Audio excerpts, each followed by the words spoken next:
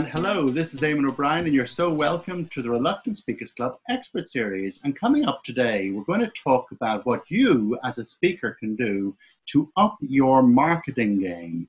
And we have an awesome person to speak about this, all the way from the United States. We have David Newman. David, hello. Hey, Eamon, how are you? It's great to be here. Thank you. Oh, listen, I'm delighted that you're here. And for those who don't know about you, you are the marketing expert's expert, the go-to person, I suppose, for smart people who need marketing help. Exactly. Or here in Philadelphia, as we like to say, I'm the guy behind the guy behind the guy.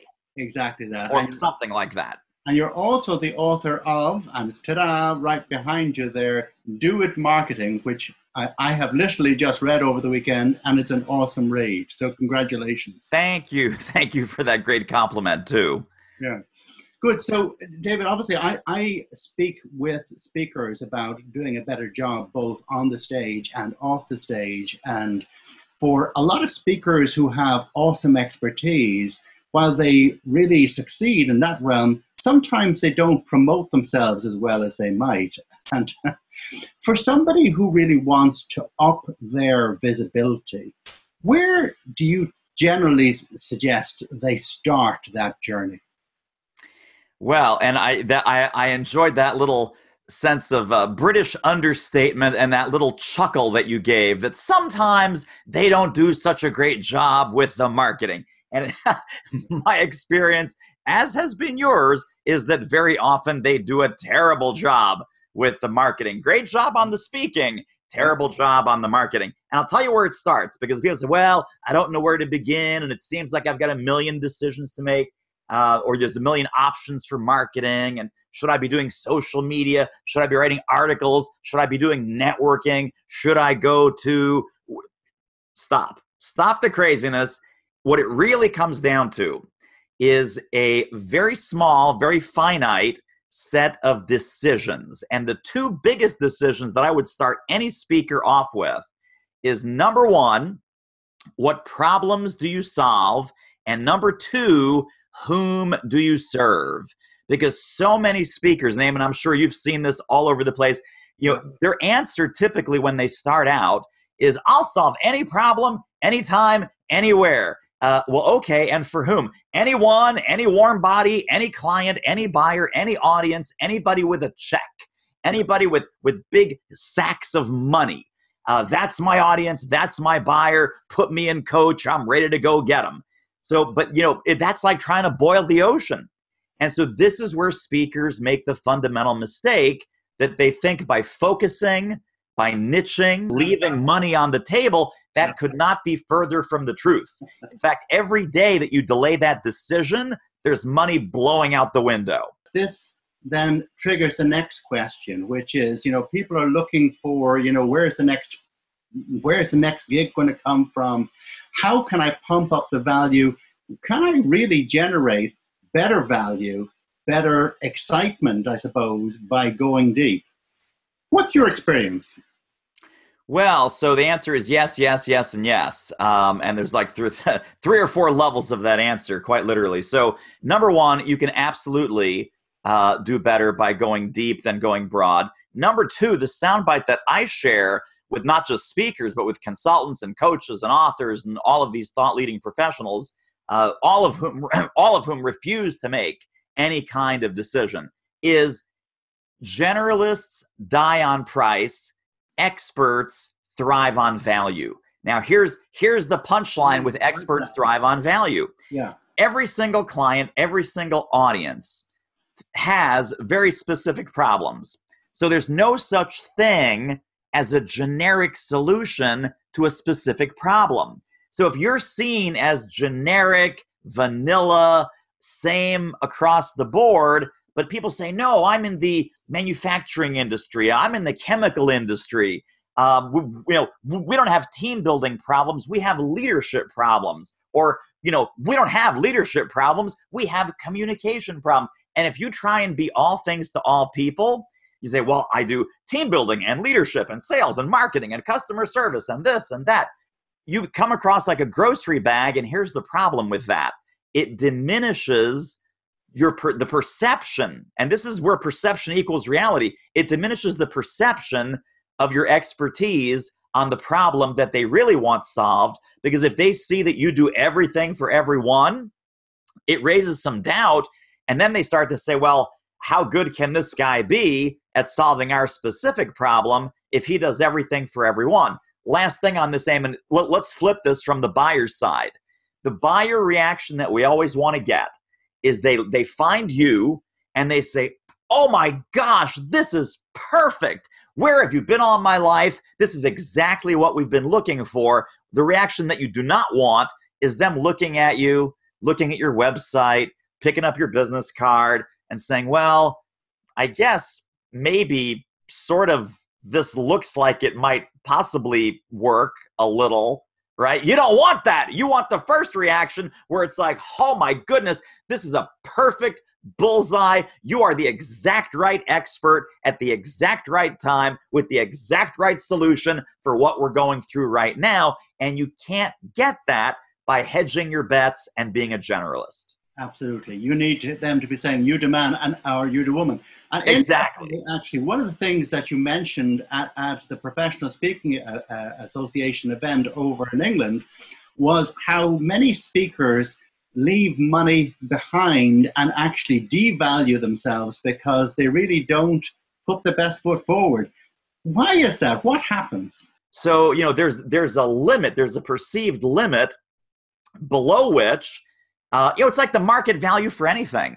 If someone says, well, Eamonn, I'm going to do some dental work on you, and it's a very involved 4-hour procedure, and I'm going to charge you. Now, hang on, because this is a good deal. I'm going to charge you £25 for this dental work. You'd be like, well, no, don't go in my mouth. I do not want a 25-pound dentist. I don't want that. I don't want that at all. So, if you have whatever the fee is, right, below that fee, you're seen as an amateur. And above that fee, you're seen as a professional. So what we were talking about, and here's the soundbite for folks to walk away with, this is not even about the money that you need to earn. It really is not. It's not about, you need to have a 6-figure income and you deserve to be financially successful. All of that is true, but that's not what this is about. This is about marketing perception, and it's about what they need to pay. Not about what you need to earn, but it's about what they need to pay, because here's the value chain. The value chain is they pay more. Because they pay more, they value you more. Because they value you more, they respect your advice, insights, and guidance more. Because they value your insights, and guidance, what then starts to happen is they implement more.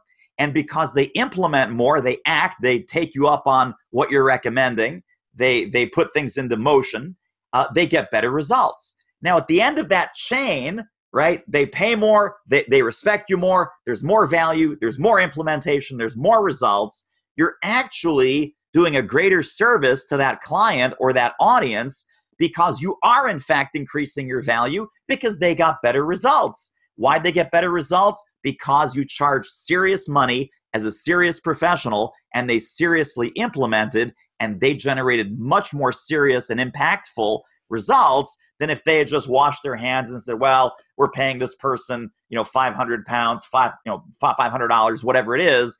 They're going to come in, it's going to be a nice little speech, and then we're going to go back to business as usual. When you're investing in a speaker, not paying a speaker, but when you're investing in a speaker, you're also investing in your own outcomes as the buyer and as the audience. And if you invest in your outcomes, you're going to invest in your results, and you're going to get those results.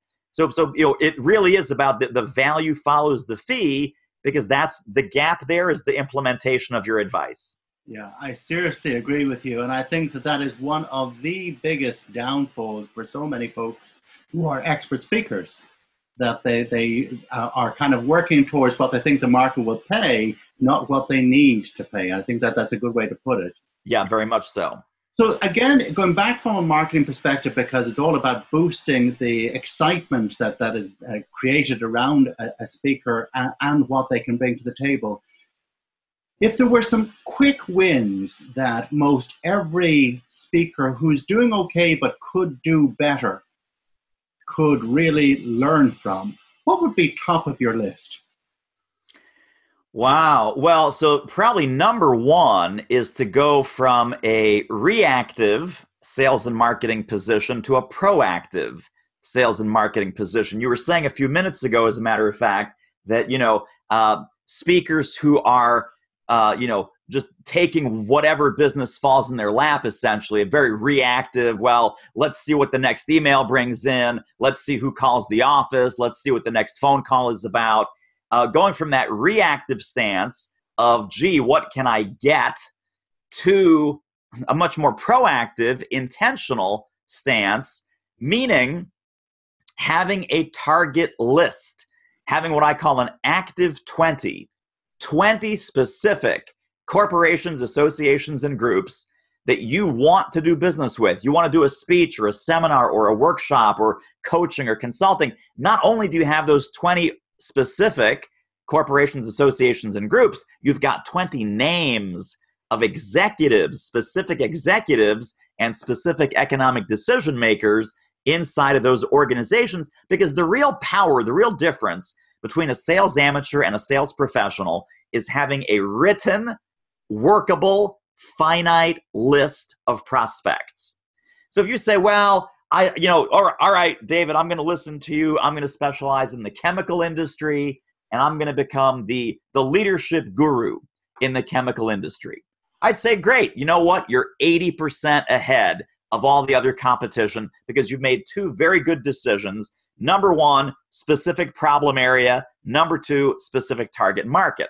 So the good news is you're 80% ahead. The bad news is I'm then going to say, can you give me the name of 5 executives that you'd love to be introduced to? At that point, you'd say, don't know. So you need to do some research. If you say, I'm going to be the leadership guru in the chemical industry, who are the CEOs, the vice presidents, the association executives, the executive directors, the managing directors of those corporations, associations, and groups in the chemical industry who hire speakers like you and who you would love to have on your list? And then the other thing, Eamonn, is I want you to create 2 lists. Not you personally, of course, but our viewers here and our listeners. Yep. The 2 lists. List number 1 is called your DEO. That's your Dream Exposure Opportunities. List number 2 is called your DRO. DRO stands for your Dream Revenue Opportunities. These are 2 wish lists, 2 lists of dream clients, prospects, audiences, corporations, associations, groups. 1 you'd love to get in front of simply for the credibility. So that's your dream exposure opportunity, because you know that the exposure that you get with those audiences, your next 3 or 4 or 5 clients are hiding in that profit-rich, target-rich environment. The dream revenue opportunities are places where you'd love to get paid to speak, right? The first group is we get paid because we spoke. The second group, we get paid to speak. Who are your dream clients? What are those dream events? If you were to fast forward the clock, crystal ball, 12 months in the future, for you to be a successful professional speaker, your client list would include, make the list. Now, people say, well, David, how does that connect? The Dream Exposure Opportunity list, the DEO list, and the revenue list, the DRO list. How does that connect with my active 20, right? The active 20 is your written, workable list of prospects that you're proactively pursuing. Well, I say, here's what you do. You put 2 or 3 of your DEOs onto your active 20. Why not start pursuing that now? Don't save that as a dream for later. And then you put a few DROs on your active 20 list. And the rest of your active 20 list is either low-hanging fruit, or it's places you already have relationships, or it's places that, it might not be a dream, but it might be in your backyard, it might be in your region, it might be within, 1 day's drive of your home office, or whatever it is. There's a whole variety of reasons that you want to put people on that active 20 list, but that's how to create the list. And then don't forget the dream revenue clients and the dream exposure clients. They also deserve a spot on that active 20, and you're working that active 20 every single day. So where to publish, where to network, where to get referrals, where to get strategically introduced, right? All of those things. You say, hey, Eamonn, I'm looking to fill, here's the soundbite. I'm looking to fill the rest of my 2015 and 2016 speaking calendar, I wonder if you'd be wonderful enough to scan this list. I'm going to show you my active 20 list. And is there anyone on this list that you might have a connection with? And then you go down the list, and the list is the executive's name and the company and the position. You say, well, that's funny. I know someone who works at whatever, Microsoft. I know someone who happens to work at this association. My wife is on the board of this university. Would that be a good connection for you? So you're putting your entire virtual team to work because now you have a finite list of targets that you can show people. Yeah, no, you're exactly right. And I love the intentionality of that. And interestingly, one of the things that I've especially enjoyed within your book about what you do at this juncture is to build the excitement level they have about you through expertising. So you talked. Yes. Well, I'm going to borrow. So that's sort of an invented word. Yeah. The way I pronounce my invented word is expertising. Oh yes, so it's expertising yourself, right? It's raising. I like the teasing bit, but anyway, it could be an Irish thing. I don't know. I mean, it could be an Irish thing that over there we call it expertising, which sounds a little bit piquant, if you ask me. But that's a whole separate show, perhaps. Yeah. Expertising or expertising, which is simply intentionally and specifically raising your visibility and credibility in front of a very specific target group of people. I'll give you the best example. The best example, this probably has happened to you. It's probably happened to some of our listeners. When you hit it, and sometimes we hit this by accident, you will get the comment. They'll say, Eamonn, oh my goodness, I see you everywhere. I just read your blog, and now I'm getting your newsletter. I'm going to this industry website, and there you are. I saw this interview you did with this crazy David Newman character. You're everywhere. So someone said to me just last week, they said, David, wow, you are everywhere. And I laughed, and I said, you know what? I'm not, but I'm everywhere that you are because you're my ideal client. So of course, that person sees me everywhere. To the rest of the world, I'm completely unknown. I'm under a rock. I'm a nobody. But to this person, I'm a micro celebrity because they do see us everywhere. And that's your goal with expertising. That's your goal, is to become the micro celebrity in front of a very specific group of people for a very specific reason, to be known for a very specific type of expertise or solution that you provide. Yeah, this is awesome advice. Now, I've only got maybe two quick questions to round out this conversation, and I really appreciate you taking the time, David. So, you've been involved in the speaking business for quite some time, as indeed have I. But you are much closer to what's happening, especially in the United States. And of all the decisions that you made that really had the biggest impact for you as a speaker, what do you think would be the top of that list? Well, I shudder to think, and this is funny because, you and I both know this, we've lived it. Imagine how successful we all would be if we simply followed our own advice starting from day one. I did not follow this advice starting on day one, and the first 3 years of my speaking business were a complete mess, complete train wreck, financial disaster, you name it, because I refused to make some of these decisions. And so I started out with 30 different workshops. People would come up to me sometimes at the NSA meetings or PSA meetings or, meetings of trainers or consultants, and they would say, well, what do you speak on? And my answer would be, no, you don't understand. I'm a professional speaker. What do you need spoken on? I'll just go to Amazon. I'll buy a couple of books. Then tomorrow, boom, there's your program. I can do anything you want, anytime, anywhere. Needless to say, that was not a recipe for success. No. So I would say I first started getting successful to any degree about 3 or 4 years into my business when I let all of that other material go. And I realized, what am I really great at? What do I really enjoy? Where do I find the most energy for myself and the most energy in my client base? And it was around sales, marketing, and business development. So I let everything else go. I let all 27, 28 of those other topics go. I was no longer doing leadership and team building and trust and hiring and firing, and no more of that, none.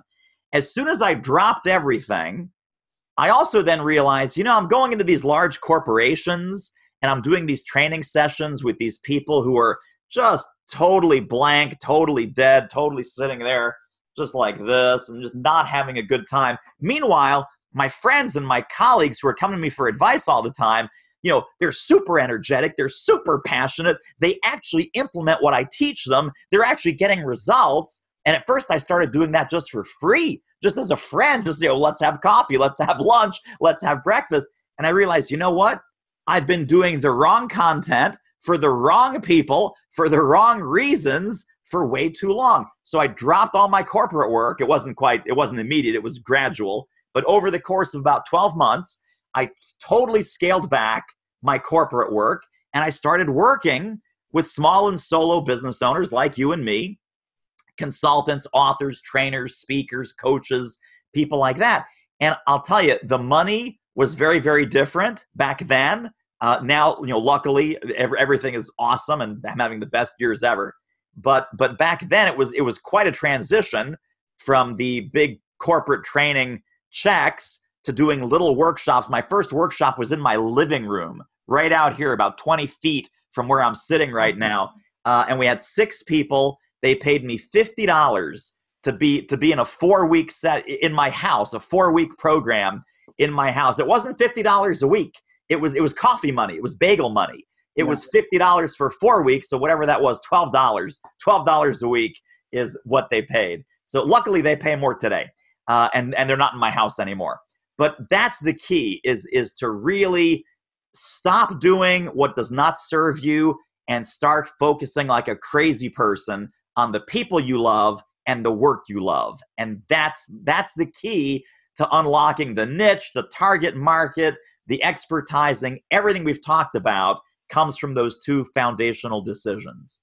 No, I love that. And then the last question before I let you go, if you were thinking about somebody who's starting now and taking that advice about really paying attention to the level of focus that you need and getting rid of all the other stuff, because we have so much squirrel going on right now, and therein actually lies the biggest issue for most speakers, which is inattention. So if you were looking at the skills that you think, maybe just the top skill that you're going to need to really pay attention to market your business in the next N while, where do you think the smart money should be? So I would look at, so the behavior is a relentless focus on MMA, and MMA is money-making activity. So I would not get mesmerized by social media. I would not get mesmerized by the latest flavor of the month, whether that's Periscope or Meerkat or Blab or any of these platforms. I would say not who can I sell today, because that seems very mercenary, but the path to sales is really answering these 2 questions every single day when you wake up. Who can I help today? And who can I serve today? And if you help enough people and serve enough people for free, just being a good person, because here's the other thing. People say, well, David, I need to be a better salesperson. I said, no, you don't. You know how to be a better salesperson? Just be a better person. Just be a better person and the sales will happen. What does that mean? That means be radically generous, be radically helpful, wake up every morning. Who can I help? Who can I serve? New friends, old clients, new clients, current prospects, whoever it is.